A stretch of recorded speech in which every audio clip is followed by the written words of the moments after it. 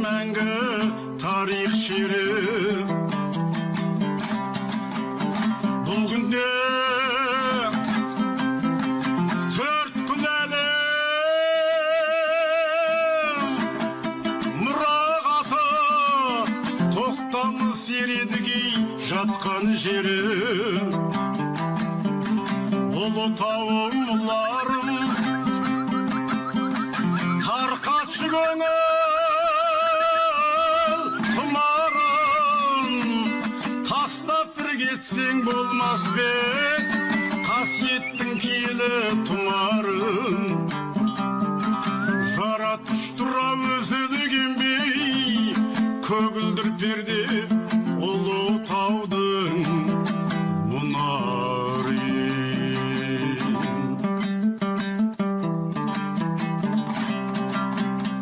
Ер тағы, кер тағына Ұлытау дескен, хан ордан тәуелсіздік лебі ескен.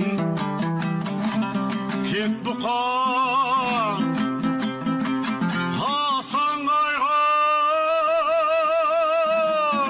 кемеңгерін алашқа жер ұйықты нәсіп еткен. Ұлытауым ұларым тарқатшы көңіл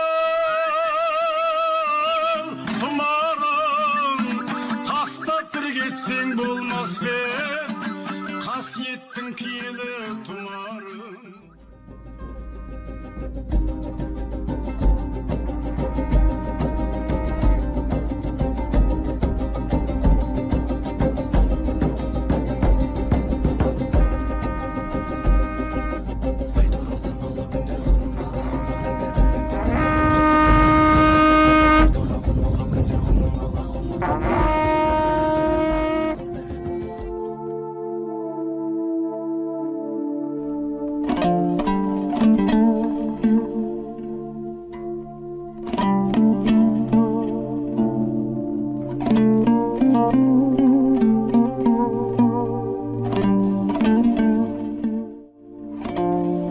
Ассалаумағалейкум, құрметті көрермендер. Жезқазған қасиетті Ұлытау жері тарихи саяси өңір. Оның бірі 1727 жылы Бұланты Білеут өзені бойында қазақ жоңғар жасақтарының ірі шайқасы болған. Сол Білеут жерінде біз осы жаз айында этноаулашқан болатынбыз. Оның мақсаты рухани жаңғыру бағдарламасының 4 бағыты болса, дәстүр мен ғұрып аясында осы жобаны бастағанбыз. Яғни ол жерге қолөнер шеберлерін, осы ұлттық спортты насихаттап жүрген садақшыларымыз, ұлттық ас мәзірін дайындайтын кісілерді, қарияларды, өнекөз аналарымызды, сол осы ұлттық тәрбие беретін барлық жан-жақты кісілерді сол жерге жұмылдырған болатынбыз. Сол жаз айынан күз айына дейін шағын туристік топтар апарылып, Етнауылда арнайы бағдарлама жасалынған. Сол бағдарлама бойынша уақыт-уақытымен осы шеберлік сабақтар өтіп, одан кейін арнайы буклет жасалынған. Ол жерлерде Білеут Етнауылдың мақсаты, сол жерлердің кішігірім тарихы жазылған. Адамға талай жерді көрген артық, танысып, әркімдерді білген артық, Мысырға патша болып тұрсаң дағы болмайды туып өскен жерден артық деп бірінші бетінде жазылған. Оның түсінген адамға терең ой салатын өлең жолы. Және енді осы биыл енді бірінші рет ашылып отыр. Жалпы осы күзге дейінгі уақытта аралығындағы осы туристердің барған ойларын, істелген жұмыстарға баға бере отырып, бұл үлкен тарихи жоба болды деп айта аламын. Әр ұлт өзінің тарихын, мәдениетін, әдет-ғұрпын, салт-дәстүрін бойына, жүрегіне терең бойлатып, қан тамырынан бойына терең сіңіргенде ғана сол ұлттан адал еліне қызмет жасайтын құрметтейтін, отанын қорғайтын рухы биік ұрпақтар тәрбиеленеді деп ойлаймын. Соған біз осы күш салудамыз. Әлі де бұл этноауылымыз жалғасын табады. Енді мақсатымыз сол жерлерде сырлар ашылмаған, әлі зерттелінбеген жерлерде бар екен. Соған экспедициялық топ ұйымдастырып, сол жерлерде барып, сол туристік картаға кіргізсек деген ойымыз бар. Сол жұмыстармен алға қарай жылжимыз.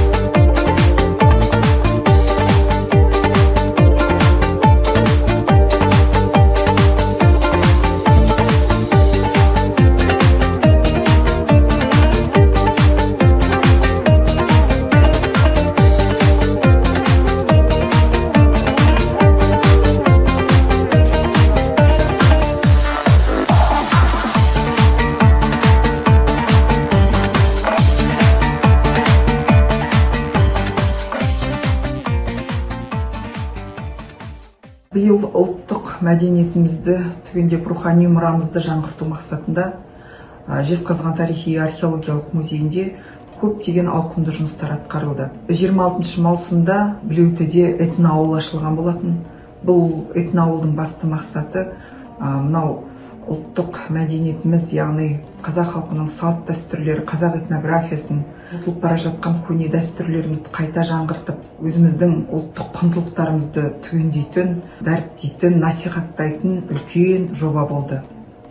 Бұл этноауылды ашқаннан кейін осы жаз бойы этноауылға біздің осынау Ұлытау, Жезқазған өңірінің тұрғындары келіп, осы этноауылда әртүрлі шеберлік сабақтардың куәсі болды. Ол жерде ұлттық ойындар, біздің мынау ұлттық тіпті аспаптардың көне ұмытылып бара жатқан мастер-класстары өтіп, көрмелердің ашылуы өтіп, экскурсиялар болып, саяхатқа шығып, біздің табиғатымызбен, тарихымен, өлкенің тарихымен сусындап қайтқан болатын.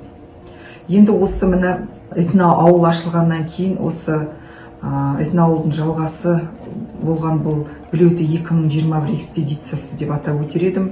Ол мынау біздің осы жақында ғана өтті 3 күндік экспедиция, яғни осы тамыз айының 27-29 күндері үлкен экспедиция болып өтті.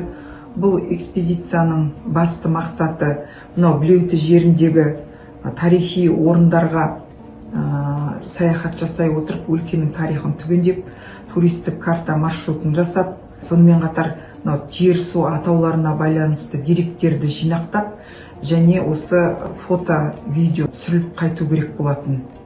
Енді осы экспедиция барысында үлкен жұмыстар атқарылды. Бұл экспедицияның құрамы мынау біздің осы музейіміздің ғылыми қызметкері, экспедицияның жетекшісі Байділденов Кешубай Хамитұлы бастап бар. Бұның құрамында, яғни өлкетанушылар, туризм саласының мамандары, тарихшылар, суретшілер және фотографтар болды. Бұл Саринов Есенгелді, бұл кісі жол көрсетуші, сонау өлкенің тарихын жақсы білетін шежіреші, біздің ақсақалдарымыз жол көрсетіп барды, жол бастап. Сонымен қатар Жұбаныш Марат Алпамысұлы, ол кісі де осы жаңағы Білеуті өңірінің тарихын, жерін өте жақсы білетін біздің ағаларымыз, міне осы кісілер жол бастап барған болатын.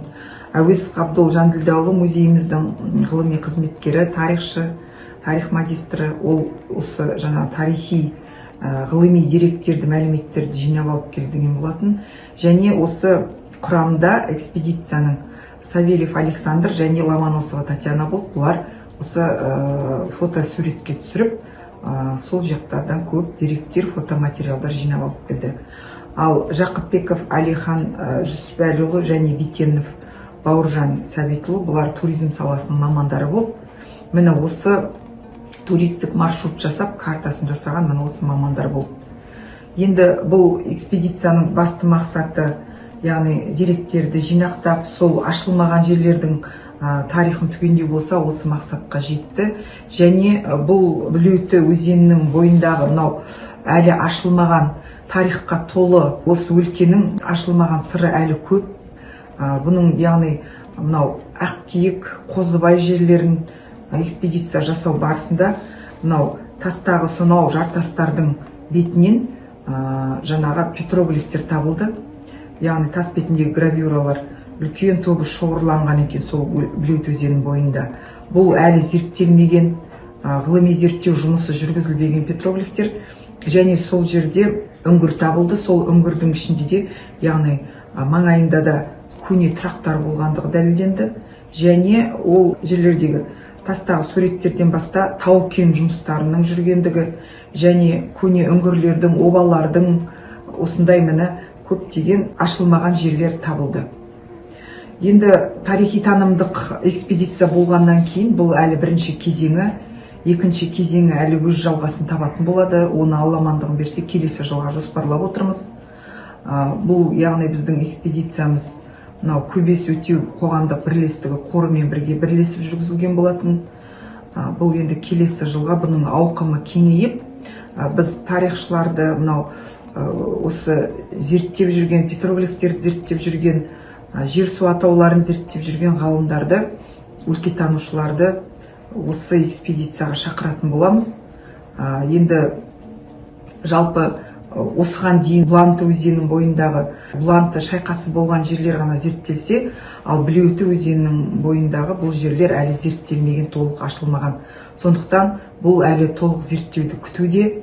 Енді екінші кезеңінде экспедицияны осы ғылыми зерттеулер толығырақ жүретін болады. Және бұл экспедицияға біз осы жаңа айтып өткен атақты ғалымдарды шақырмақшымыз. Оның ішінде осы петроглифтерді зерттеп жүрген Зейнолла Самашев ғалым, профессор, осы кісіні шақыруды жоспарлап отырмыз. Енді бұл экспедиция барысында жаңа айтып өттім, аңыздар жинақталды. Жаңа петроглифтердің фотосуретке түсірілген фотоматериалдары жинақталды деп бірінші кезеңде, енді екінші кезеңде ғылыми зерттеу жұмыстары кеңірек жүріп, мынау болашақта ғылыми мақалалар жарияланып, осы фотоальбом, буклеттер, әртүрлі жағдай баспа, насихаттау, зерттеу жұмыстарының көп дәріптелетін болады.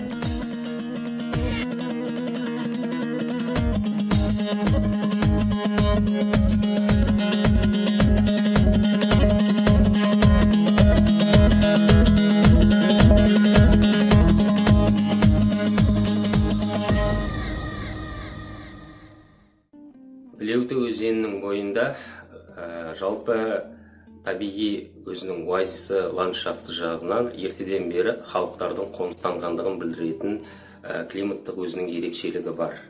Енді осы климаттық жалпы оазистік ерекшелікке байланысты осы жерде көптеген ескерткіштердің шоғырланғандығын көруімізге болады. Енді мысалға бізге белгілі ескерткіштердің ішінде біз Ақкиік, сосын Қозыбай петроглифтерін айтуымызға болады. Сонымен қоса осы Ақкиіктің бойында Блеутінің жағасында шоғырланған көне шахтаның орындары, көне жалпы штольналар, сонымен қоса үңгірлер. Кішігірім барлау жасаудың арқасында біздің пайымдауымызша көне қоныстардың да орындары болуы ықтимал деп ойлаймыз. Оған бірнеше себептер бар. Енді олардың ең негізгі себебі сол жердегі табылған жалпы жердің бетіндегі жатқан археологиялық материалдарды айтуымызға болады. Енді Блеуті өзеніне байланысты топономикалық жер суаттары, сонымен қоса аңыздар осы өңірде ертеден бері тарихи жағынан да, археологиялық жағынан да көне ескерткіштердің, тарихи аңыздардың болғандығын куәландырады. Жалпы осы Блеуті өзенінің бойындағы мынау Қалмақ қырғанға дейінгі жерлерді болашақта толық зерттеу жұмыстарын жүргізу үшін стационарлы, яғни жүйелі түрде жұмыс істеуді ұйымдастыруымыз қажет деп ойлаймыз.